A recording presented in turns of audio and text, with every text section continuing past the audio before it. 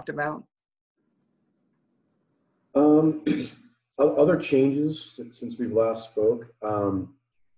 If you're putting deals together and you're getting close to bringing a transaction to the market, I would talk to your GCs.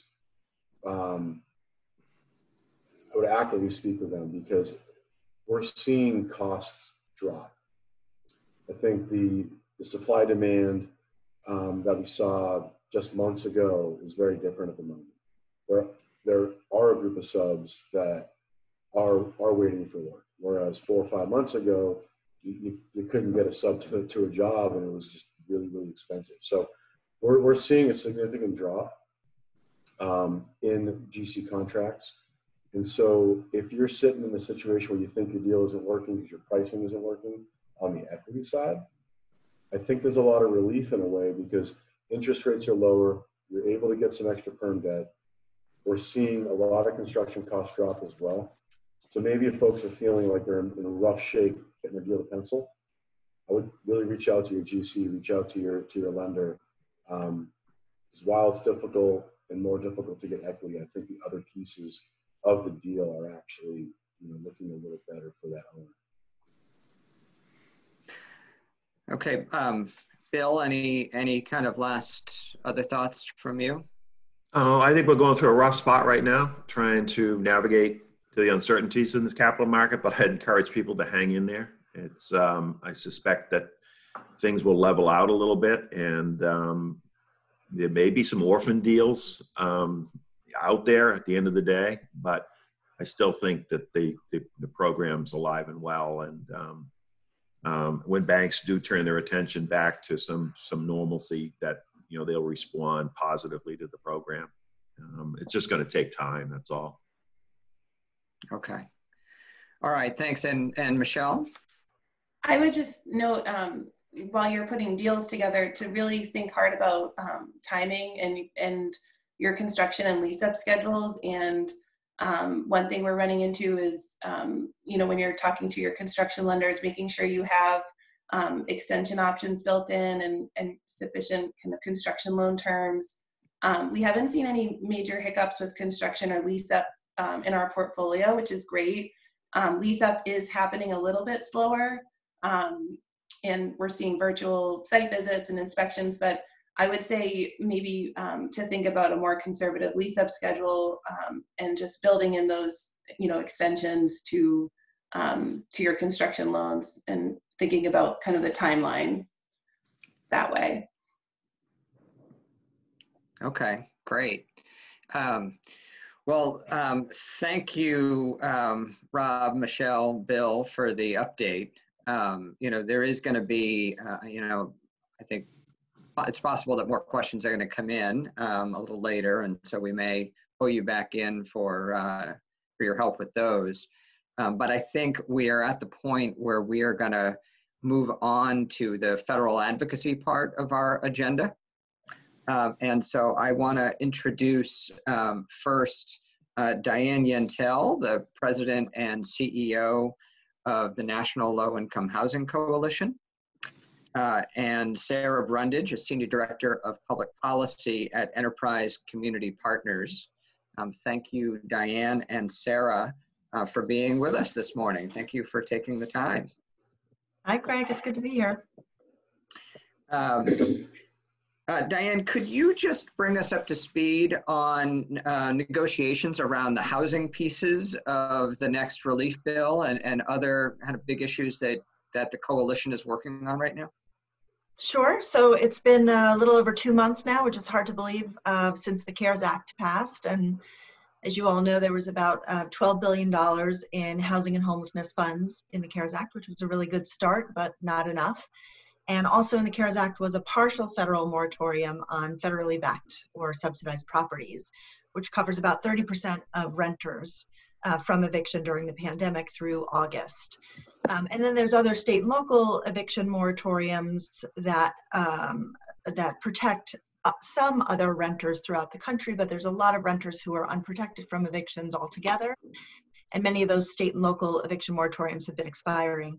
So since right after the CARES Act passed, we started mobilizing for our next set of asks, and that has been and has remained to have a national, a uniform moratorium on all evictions for the duration, all evictions for non-payment of rent for the duration of the pandemic. And recognizing that eviction moratoriums on their own aren't enough, that we need emergency rental assistance as well, we have been pushing for at least $100 billion in emergency rental assistance and an additional $11.5 billion for homeless services and shelter providers. So one of the things that we had first introduced right before the HEROES Act was the Emergency Rental Assistance and Rental Market Stabilization Act, which provides $100 billion in emergency rental assistance. And we were able to quickly get, at this point, we have 150 representatives as original co-sponsors of that bill and 37 senators. And we had many of them jump on very quickly in that first week. So because there was such a strong immediate showing of support from essentially the Democratic Party, that bill in its entirety was included in the HEROES Act. And also in the HEROES Act is the National Moratorium on Evictions, the $11.5 billion in emergency shelter grants for homeless shelter providers and service providers, and about $13 billion in additional funding for housing programs. So the HEROES Act, as everybody knows, passed the House. I think it's been 17 days, but who's counting, since it passed the House of Representatives. And I have to say that on its own is a tremendous milestone. I mean, if you had asked me a month ago or 6 weeks ago if I thought the House of Representatives would have passed $100 billion in emergency rental assistance, I think I would have said no. But things are moving and changing very rapidly, and I think policymakers are really feeling some pressure to put forward some kind of solutions for the pending eviction crisis that we know is coming.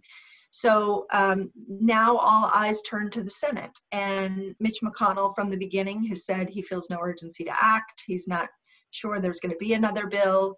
From the beginning, that was part of the gamesmanship of him increasing his leverage in negotiations. Of course, there's going to be another spending bill. The question is when and how much and what will be included.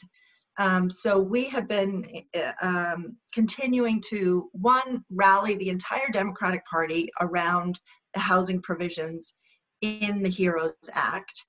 So in the Senate, we're now working to get unanimous co-sponsorship of the Emergency Rental Assistance Act. I will say that Senator King is not yet a co-sponsor of that bill, and we would really like for him to be. And of course, we can't do this without Republican support as well. So we have several Republican senators that we have been working closely with. Senator Collins is incredibly important to this work and to the negotiations. We've also been working with Senator Portman from Ohio, Senator Young from Indiana, and a few others who have been, in their own way, through their own channels, indicating to Mitch McConnell that rental assistance should be a priority in the next spending package. So we still have a lot further to go. And again, Senators King and Senator Collins are really, really important to us being successful in getting these provisions enacted. But I do think if we keep up the pressure and we keep up the work, that we will see a package enacted at some point and have it include many of the housing provisions that we know are needed. Okay, and it sounds like at this point it's a matter of maybe 2 weeks or 3 weeks or something along those lines, not really clear about when. It's really hard to say. I mean, on the one hand, the Congress is back this week now. Of course, there's so much going on throughout the country, it's hard to say what they'll focus on first. Mitch McConnell and other Republicans in the Senate are still really sort of keeping the idea of a stimulus package at arm's length and saying maybe at some point. I think, at least in part, what some of their strategy is to wait until they see the end of July, when the expanded unemployment insurance expires, as their deadline, end of July, early August, which is way too late in our view. So we need to keep ramping up the pressure on them to act sooner. And they could, you know, who knows what might happen in the next week or 2 weeks that could light a fire and really get them to work on and prioritize this. But as of now, the Senate hasn't put anything forward to indicate that they are looking to work on this soon. Okay, but certainly it sounds like for folks on this call right now interested in doing something to be helpful around getting a rental assistance resource and the other housing provisions into a final bill, outreach to Senator King and Senator Collins, asking them to do so would be very helpful, right? It's so important. Yeah, that's, I mean, everybody in Maine has a crucial role to play in this, in having Senator King sign on as a co-sponsor on the bill in the Senate. And Senator Collins, I have no expectation that she would sign on to that bill. We don't need her to. We just need her to, in her own way, be talking to Senate leadership and saying that rental assistance is a priority for her and she wants to see it in the final package. Okay. All right, thanks. I'm going to turn to Sarah for a moment because you know, one of the other things that a lot of folks on this call have been interested in is, you know, support for the low-income housing tax credit program, in particular as the 4% rate has fallen down to almost 3%. There's a lot of interest in supporting that program and making additional projects in the future more feasible. Sarah, you and your colleagues at Enterprise have been doing a lot of work around supporting the LIHTC program and growing it and strengthening it. Can you help us understand the status of getting any of those kind of fixes into the next relief package? Sure, happy to. So the HEROES Act, while it included affordable housing measures like the rental assistance proposal, which is great, it did not include our housing credit priorities for immediate relief. And just as a refresher for folks on the call, Enterprise and the National Council of State Housing Agencies, so your state HFA is a member of that association, co-chair the Action Campaign, and we identified, with working with our congressional champions, our top 2 priorities for immediate relief to be enacting a minimum 4% housing credit rate and lowering the 50% bond test. Now, we know that we have support for the housing credit program and those provisions from House leadership, but the challenge, and the Ways and Means Committee, but the challenge has been about being bundled with other tax credit provisions, you know, not housing credit specific, and generally a view in the House that industry-specific provisions should be held for a future package. But as Diane said, we don't know if and when a future package will come. So we are now working closely with our congressional champions to, you know, continue to really explain how the 4% credit rate is necessary to stabilize our pipeline to affordable housing. And, you know, it's directly impacted by COVID-19 in that, as Greg said, we're at an all-time low. It's been several months in a row of the credit rate dropping. It's now 3.07% for June. So just really articulating that this is jeopardizing the financial feasibility of projects in a time when we know we need affordable housing more than ever. And our partners at Novogradac did update their analysis in terms of the benefit of this proposal. Enacting a minimum 4% credit rate would provide for 126,000 additional affordable homes from 2020 to 2029. So now it's up to the Senate to respond and to consider the next relief package. So similarly, we're really focused on the Senate side, and we just encourage folks to reach out to their senators to urge them to tell leadership that this should be included. I think it's certainly a challenge to get added into the negotiations when we didn't start in the House package, but there are a lot of partisan politics at play. So building bipartisan Senate support, I think, still gives us a shot. And we've really narrowed our messaging to be focused on just the 4% credit rate as the provision that we feel like has the best shot to be added in. It's noteworthy that both Senator Collins and King co-sponsor the Affordable Housing Credit Improvement Act, which folks may recall was the big housing credit bill, and the 4% credit rate is one of the key provisions of that bill. So we know that both of your senators do see the value importance of this, of setting the 4% credit floor. I think the challenge here is just to help them understand that this is connected to the crisis. This is something that's jeopardizing our pipeline today, and it can't wait. Also, you know, just debunking the narrative that this is an industry-specific tax credit, but in reality that the 4% credit rate is actually connected to broader production and preservation of affordable housing. We've also found it really effective to share project examples. If you have projects that are now facing new growing needs for gap financing because of the low value of the 4% credit, and just being able to show some simple arithmetic or an example of what's on the line, that has been really helpful for offices, and we've been collecting those examples as well. So if you have some, I'd love to, we'd love for you to share them with your office, with your congressional offices, but also with us. And also to remind the senators that we have precedent for this. The minimum 9% credit rate was set in 2008 in response to the economic crisis. So we're just trying to get parity in the program. It is connected to the current responses to COVID-19. The only other thing I'll mention that I think has been a promising start to our Senate advocacy is that Senate Finance Committee ranking member Ron Wyden had recently released a list of his priorities for affordable housing provisions he wants to see in the next COVID-19 package. It's a list of housing credit related asks, and it includes actions asked and the 4% credit rate. So we think that's a really helpful start to the work. And we have a lot of advocacy resources available on Action's website. It's rentalhousingaction.org. We had a sign-on letter that many of you all are on. It had 2,354 organizations, all of Action's members, calling on Congress to include the housing credit priorities in the next package. And we also just closed the mayoral sign-on letter. In a mere 2 weeks, we had 67 mayors sign on, including Mayor Kate Snyder from Portland, Maine. And so we're just going to keep, you know, sounding the alarms on the Senate side and see what happens in the next few weeks.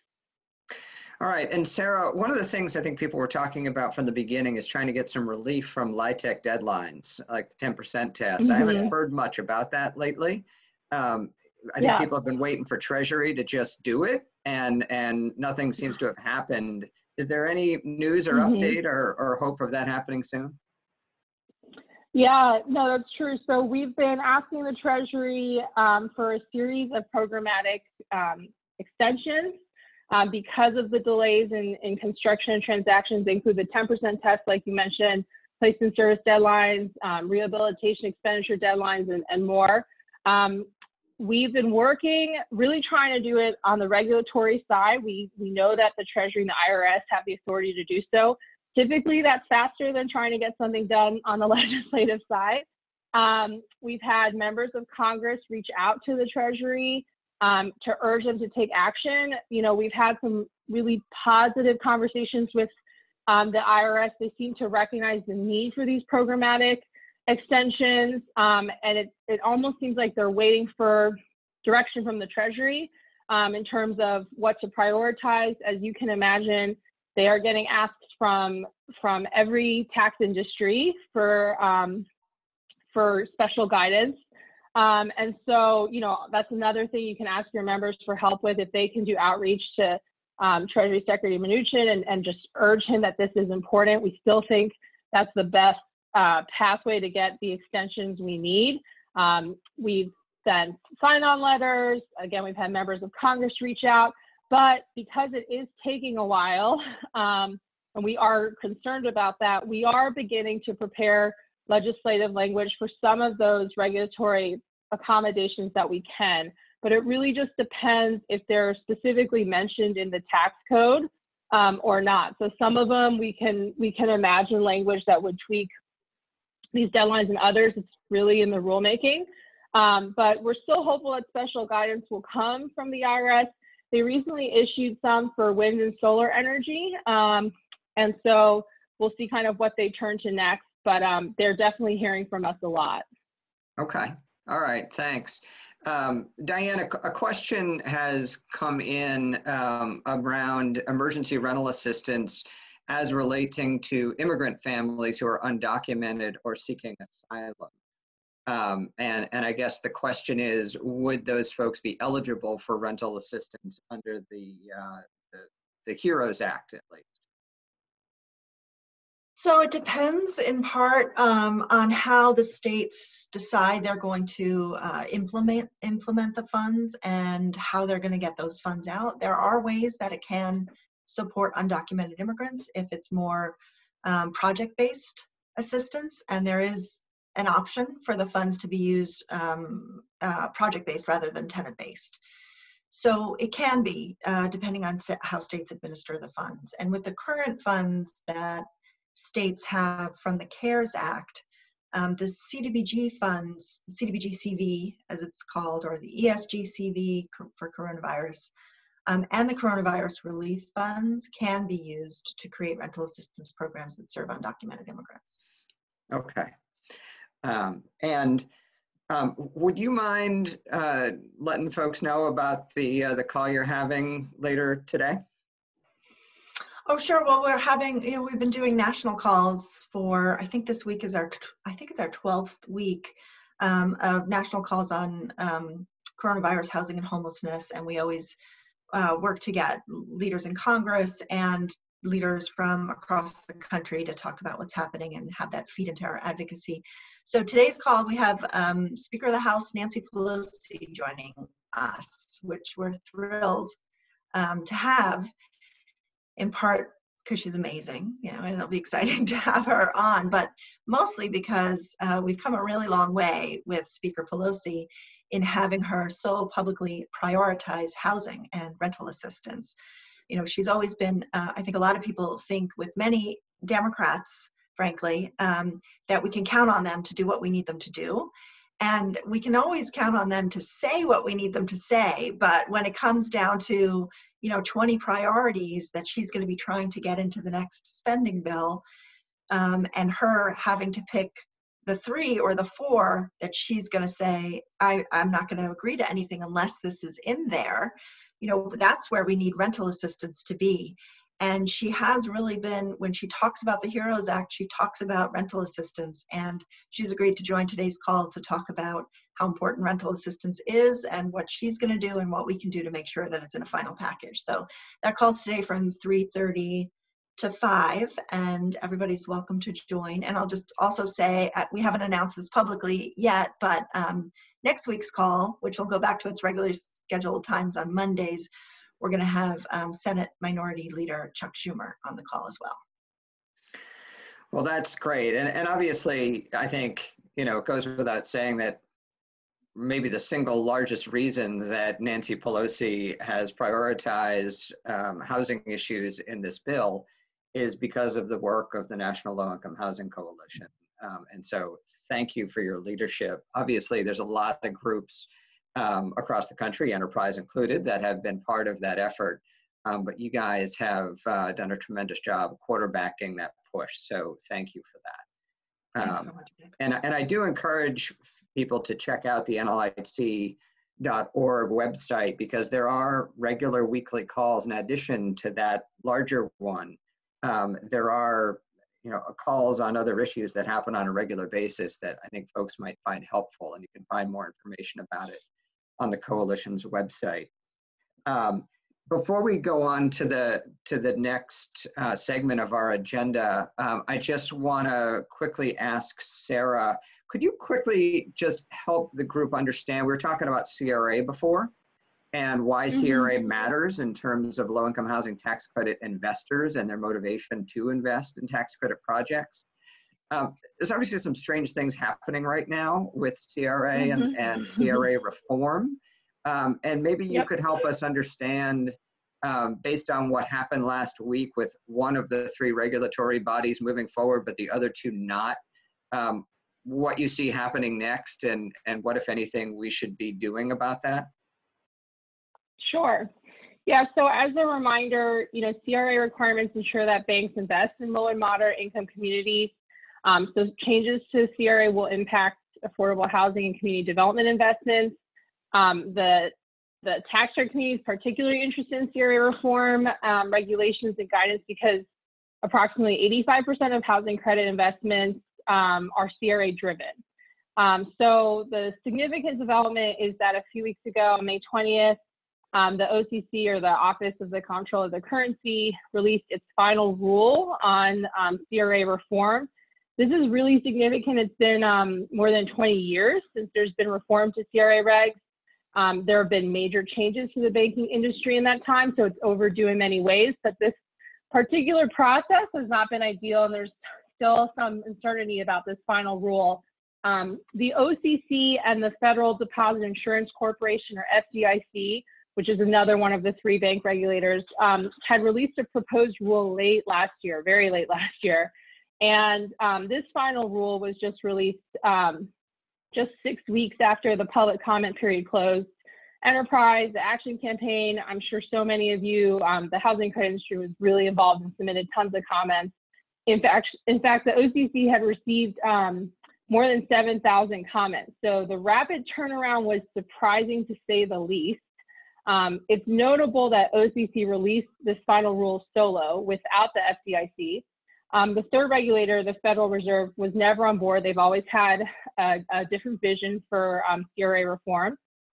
So this final rule doesn't impact FDIC or Fed banks. For OCC banks, compliance with the final rule will be required in 2023 for larger banks and 2024 for smaller banks. So we still have 3 years till this really goes into effect in terms of when banks have to comply with it. And a lot can happen in 3 years. It's possible that changes in the administration or congressional action could prompt further revisions or even repeal the law before it's really implemented. It's also noteworthy that NCRC, the National Community Reinvestment Coalition, and others have already announced that they intend to sue the OCC over this final rule. And then in another turn of events, shortly after announcing the final rule would be released with very little notice, the OCC Comptroller Joseph Otting announced his departure. So he actually stepped down on May 29th, and the first Deputy Comptroller and Chief Operating Officer, Brian Brooks, became the acting Comptroller of the Currency. So the kind of backstory behind this is Otting had always said CRA reform was in the top of his priorities. He was never going to stay the full time. I think that perhaps when the FDIC told him they weren't going to be on board with the final rule because there was a ton of pushback on the proposed rule, this is almost like he did a little mic drop and just put this final rule out and left. But the implications have a lot of, there's a lot of serious implications potentially from this. There's likely going to be some further rulemaking required, but I would just highlight, just to give people a sense of why this is so impactful. There were several key components of the proposed rule that generally the housing credit industry raised as very concerning, and they were still adopted in the final rule. So for instance, the final rule proposed really changing the valuation method of what qualifies for CRA credit. They eliminated the investment test and really departed from the current 3-part test and turned to this overall ratio and community development minimum. And this has been a big point of concern for Enterprise and others in just that it's oversimplifying the evaluation method and really loosening some of the incentives for housing credit investments. Another concern that we raised was the proposed rule wanted to expand the list of qualifying activities. So what type of activity would qualify for community development credit, and it maintained that list of expanded activities. So this just means that there are other lower impact activities that could be easier to execute, shorter duration, or already already under bank activities that could now qualify for CRA credit. So that's also an ongoing concern in terms of what happened in the final rule. But there were some changes made in the final rule that were positive.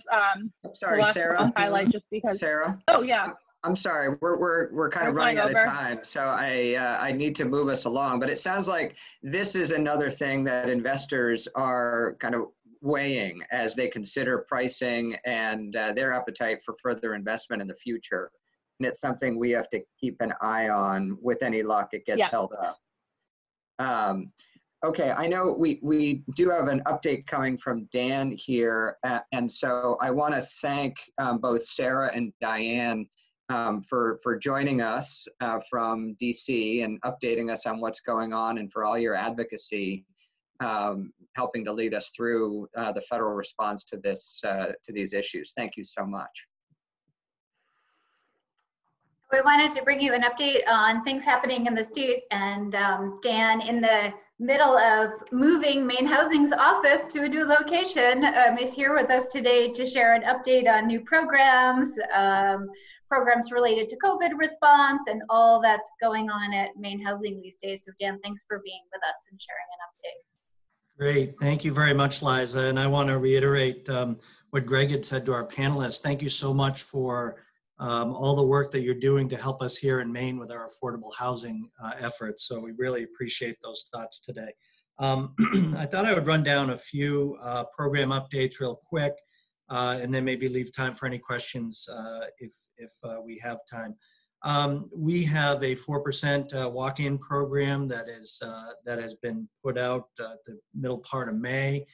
We've upped our subsidy limits a bit there, and we have some deals in our pipeline that we think are going to fit into that program nicely. We've been getting some interest on that. Anybody interested can talk with Bill Glover or Mark Wiesendanger, and we're looking forward to continuing to bring projects into our pipeline even through the pandemic.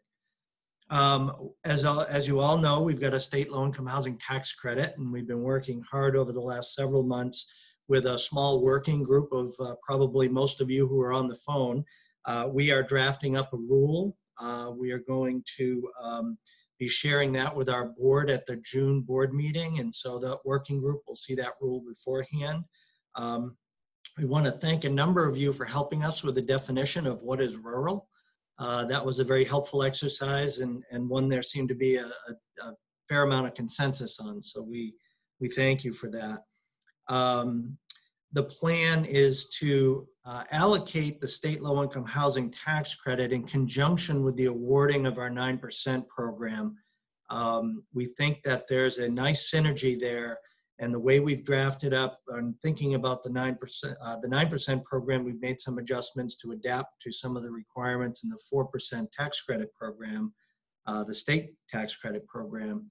That what we want to do is use the momentum of the 9% round to essentially double the number of projects we'll be able to do, ensuring that we're going to be using the resources in the most effective and efficient way to do the most number of units we can with the funds that we have.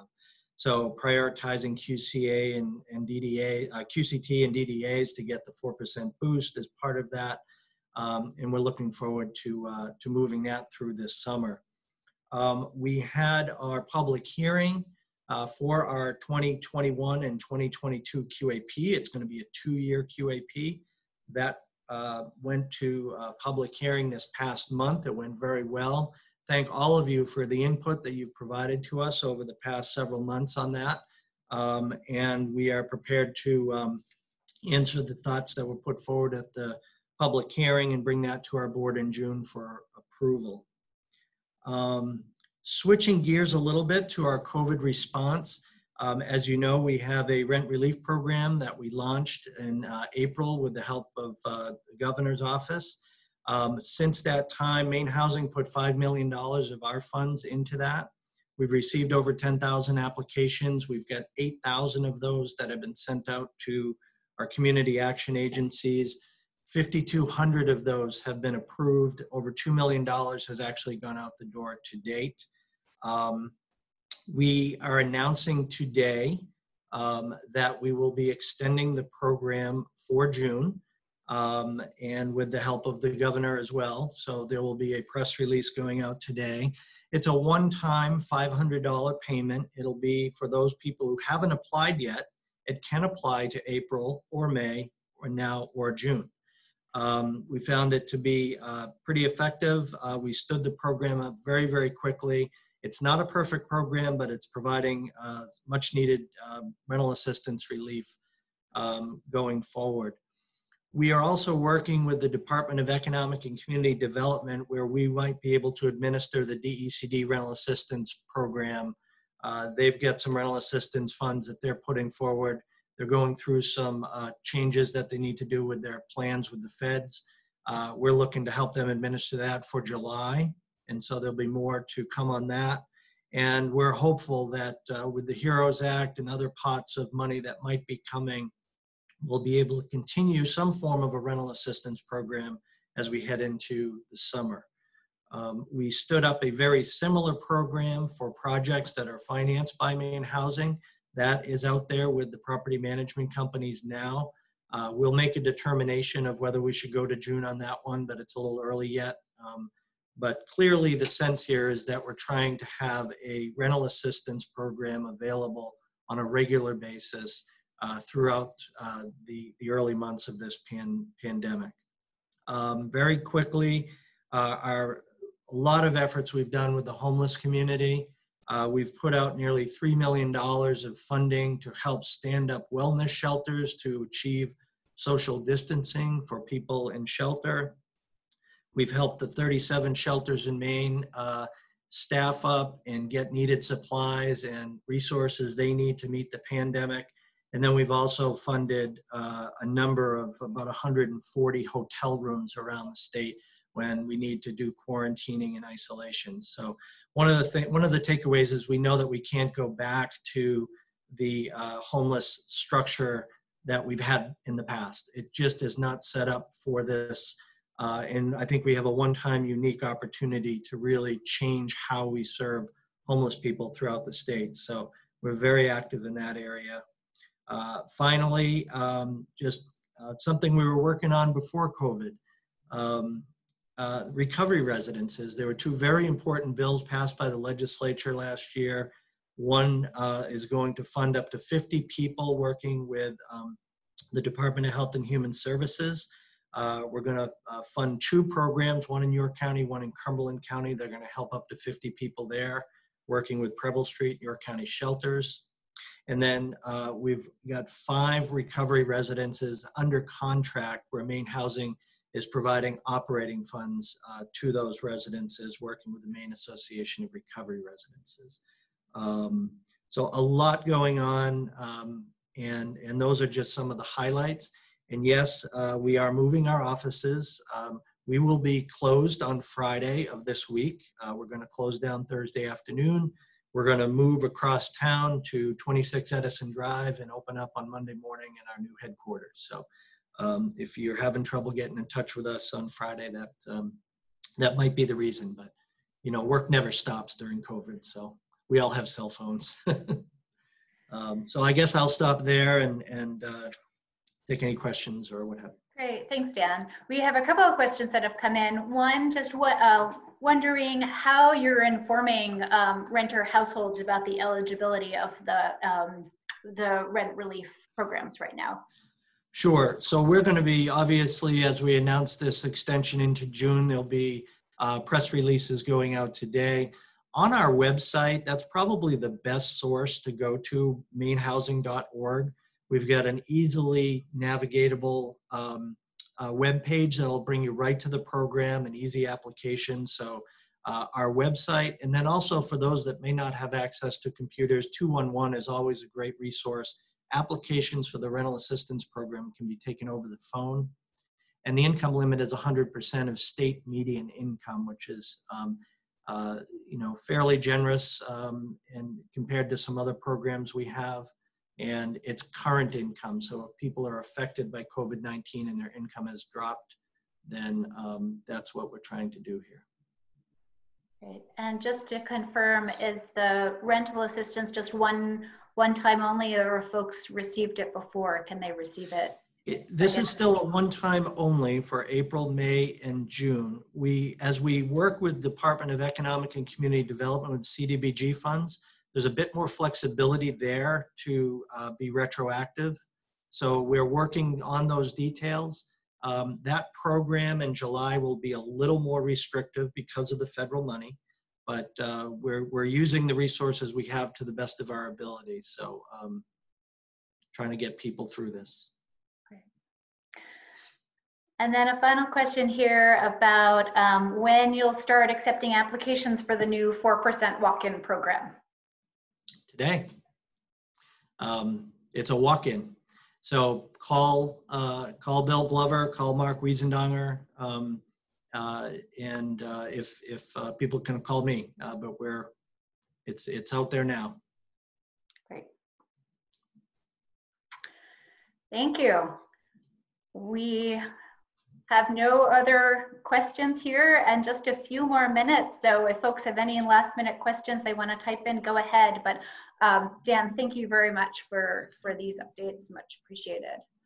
My pleasure. I just in our final minutes here wanted to share a few mock board updates.